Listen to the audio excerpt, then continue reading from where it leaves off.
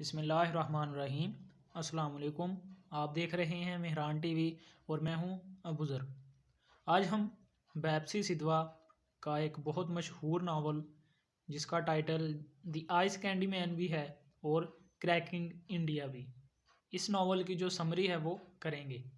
इस नावल की जो सेटिंग है वो लाहौर की है और जो टाइम एरिया है इसका वो 1943 से लेकर 1948 तक है। ये नावल बेसिकली पार्टीशन के मुतल्लिक है और पार्टीशन से पहले और पार्टीशन के बाद वाला जो दौर है उसकी जो अक्कासी है वो करता है। ये नावल 1988 में जो है वो शाया हुआ। इस नावल की जो नरेटर है वो एक छोटी बच्ची है। जो नावल जब स्टार्ट होता है तो उसकी उम्र 4 साल होती है, 4 इयर्स। और जब ये नावल जो है वो कंप्लीट होता है, ख़त्म होता है, तो तब उसकी उम्र 8 साल हो जाती है। ये एक पोलियो की मरीज़ लड़की है जिसकी वजह से ये इसकी टांगों को पोलियो हो गया था, तो ये चल नहीं सकती, लंगड़ाती है। इस लड़की का जो ताल्लुक़ है वो पारसी फैमिली से है। इनका रिलीजन जो है वो पारसी है, यानी आतिश परस्त भी कहते हैं इन्हें, जो ईरान का कदीम तरीन जो मज़हब था वो। क्योंकि ये एक लंगड़ी है, इसको पोलियो हो गया था, तो ये स्कूल नहीं जा सकती। तो इसके घर वालों ने इसके पढ़ाने के लिए, इसको कंपनी देने के लिए एक लड़की जिसका नाम शांता है आया, मसलन उसका नाम शांता है, हिंदू लड़की है 18 साल की, और वो आया के तौर पर लेने के लिए उसे अपने घर पर रख लेते हैं।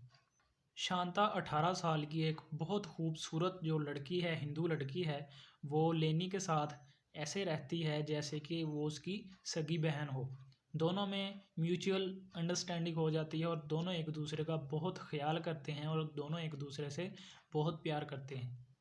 क्योंकि शांता एक बहुत खूबसूरत लड़की है, इसलिए उसके बहुत सारे चाहने वाले भी हो जाते हैं।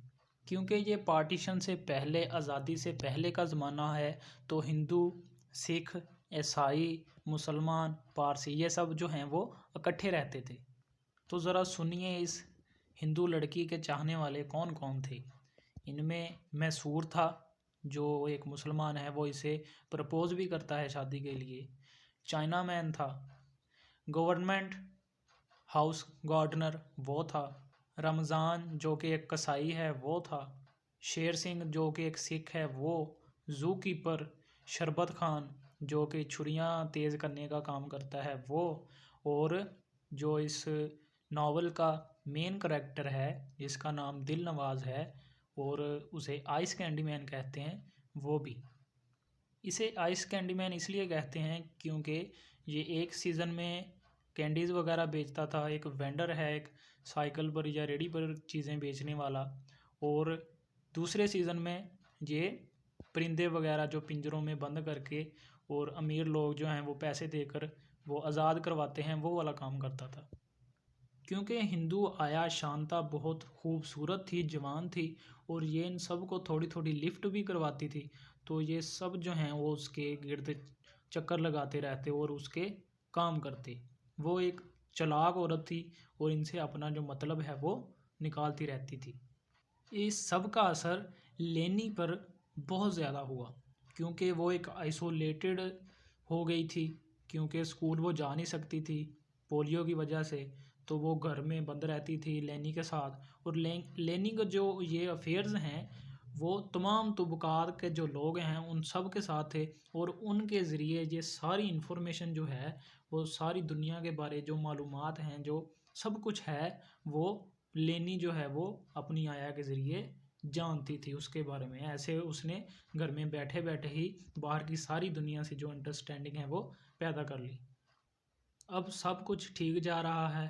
होता क्या है कि पार्टीशन का जो ऐलान है वो हो जाता है कि बरसगीर को, सब कॉन्टिनेंट को 2 हिस्सों में तकसीम कर दिया गया है, एक पाकिस्तान और एक इंडिया। इस खबर के फैलते ही पंजाब के दोनों तरफ, मशरकी और मगरबी पंजाब में, ईस्टर्न और वेस्टर्न में बहुत ज़्यादा खून खराबा होता है। लाखों करोड़ों लोग उधर से इधर आते हैं और इधर के उधर जाते हैं। इसी मार धाड़ में, केओस में, जो आइस कैंडी मैन है दिल नवाज है, वो मैसूर अपने रकीब को, अपने राइवल को जो वो है कत्ल कर देता है। वो कहता है कि इतना कत्लेआम हो रहा है, हर तरफ लाशें गिर रही हैं, तो मैं भी क्यों ना अपना रास्ता साफ कर लूं, ताकि जो शांता है उसका दिल जो है वो जीत सकूं, उसका जो रास्ता है वो हमवार हो। इसके बाद होता ये है कि दिलनवाज स्टेशन पर जाता है और इसकी जो सिस्टर्स हैं वो इंडिया में से आ रही होती हैं, अमृतसर में से ट्रेन के ज़रिए। तो जब वहाँ ट्रेन आती है तो ये बहुत खौफनाक और डरावना मंज़र होता है, यानी गोस्ट ट्रेन उसे कहते हैं। वो ट्रेन भरी तो होती है मगर उसमें कोई इंसान ज़िंदा नहीं होता। हर तरफ जो लाशें हैं वो कटी हुई पड़ी होती हैं। और सबसे हैरानगी की बात ये होती है कि पूरी ट्रेन में एक भी औरत नहीं होती। हाँ, मगर वहाँ उसे बैग, बोरे भरे हुए मिलते हैं। किस चीज़ से? औरतों की छातियाँ जो काट काट कर उससे भरे हुए। औरतों के जो ब्रेस्ट हैं उन्हें काट काट कर सिखों ने जो है बोरों में भर कर वो ट्रेन के ज़रिए भेजा, जिस ट्रेन में इसकी सिस्टर्स आ रही थी दिल नवाज की। सबसे इम्पोर्टेंट बात यह है कि इस इवेंट से पहले दिल नवाज आइस कैंडी मैन जो है वो हिंदू मुस्लिम सिख सबकी यूनिटी पे जो है वो यकीन करता है। वो कहता है कि सबको मिलजुल कर रहना चाहिए, मगर जब ये इवेंट होता है तो वो बिल्कुल पागल हो जाता है। गम और गुस्से की शिद्दत में उसका दिल करता है कि मैं किसी हिंदू को ना छोड़ूं और किसी सिख को ना छोड़ूं जिन्होंने हमारे साथ ये किया है। इसी बदअमनी में लोग जो हैं वो लेनी के घर जो हैं वो छापा मारते हैं, क्योंकि वो पारसी होते हैं, उन्हें कुछ नहीं कहते मगर वो कहते हैं कि हमें हिंदू लड़की चाहिए जो शांता वो। और लेनी जो है वो डर के मारे बता देती है कि वो कहाँ छुपी है। लोग उसे निकालते हैं और उस जो जथा होता है उसमें दिल नवाज भी होता है।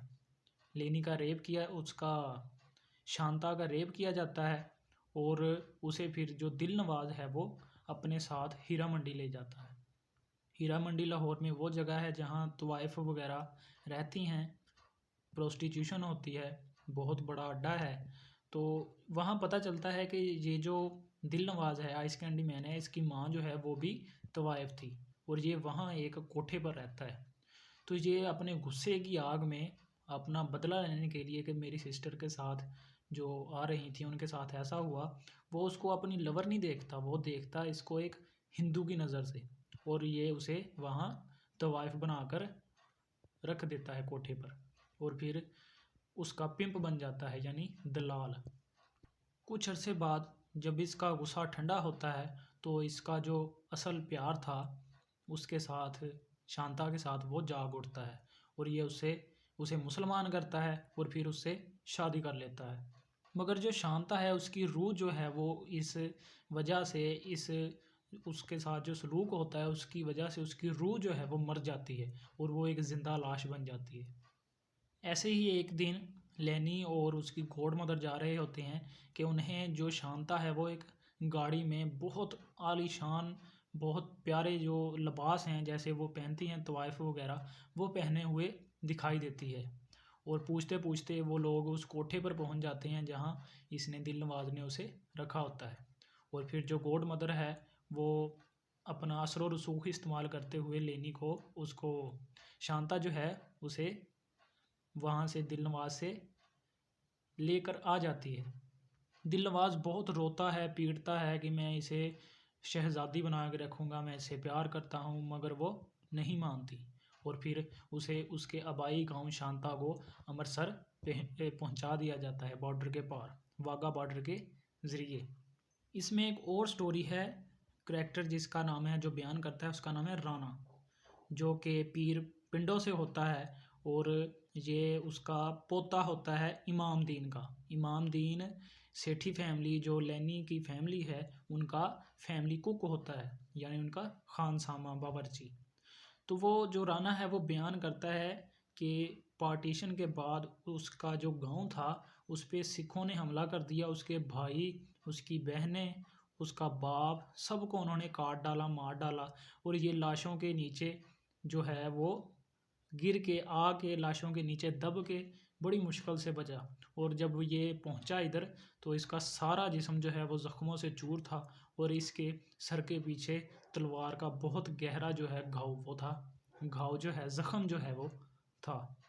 शांता को जब बॉर्डर पार वाघा के ज़रिए भेज दिया जाता है तो जो दिल नवाज है वो उसके प्यार में इतना वो डूब चुका होता है कि वो अकेला नहीं रह सकता और वो पागलों की तरह, मजनुओं की तरह वो भी घूमता हुआ वो भी उसके पीछे ही बाद में बॉर्डर क्रॉस करके इंडिया चला जाता है। तो ये थी इसकी स्टोरी।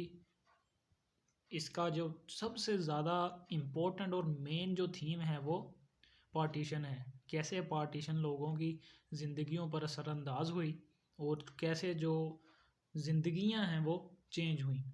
कहा जाता है कि 10 लाख के करीब लोग जो हैं वो इस पार्टीशन में कत्ल हुए और जो गिद्ध हैं वो आसमानों पर मंडलाते रहते थे। इतनी लाशें थी, इतना वहाँ दर्दनाक जो है वो सारा मंज़र था। तो ये जब आप डिटेल से इसका टेक्स्ट पढ़ेंगे तो आप पर अच्छे से वाज़ह हो जाएगा कि कैसे सब लोग कम्युनल हारमोनी में इकट्ठे रहते थे, हंसते खेलते थे और कैसे ही वो दिनों में एक दूसरे के खून के प्यासे हो गए। तो ये थी इसकी समरी, थोड़ी सी एक्सप्लेनेशन, थोड़े से कमेंट्स, उसके करैक्टर्स थोड़े से। तो उम्मीद है आपको जर्नल जो अंडरस्टैंडिंग है, इसकी मेन अंडरस्टैंडिंग है वो होगी। मिलते हैं नेक्स्ट वीडियो में। Till then take care. अल्लाह हाफिज़।